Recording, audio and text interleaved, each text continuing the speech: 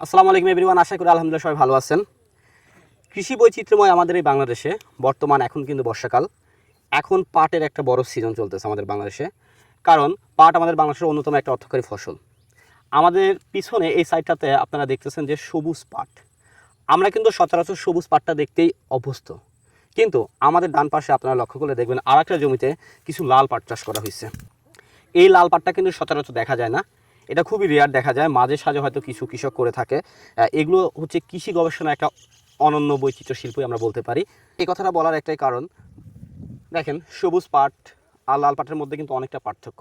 তোষা পাটের কিছু কিছু জাতের মধ্যে লাল পাটটা দেখা যায়, যেমন ও 98-97 বা তিতো জাতের যে তোষা পাটগুলো থাকে সেটার মধ্যে এই লাল ভ্যারাইটিটা অনেক সময় দেখা যায়।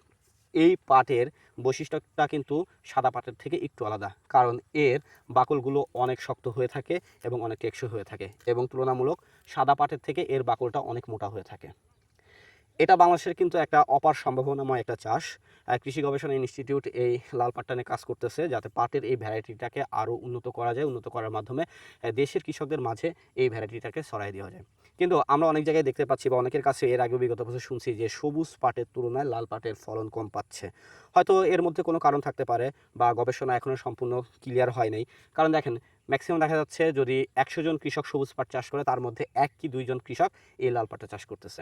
এটা কৃষি অফিসের মাধ্যমে বা কৃষি সম্প্রসারণ অধিদপ্তরের মাধ্যমে কৃষকদেরকে পরীক্ষামূলক এই লাল পাটা চাষেরকে কিন্তু উদ্বুদ্ধ করা হচ্ছে ধীরে ধীরে।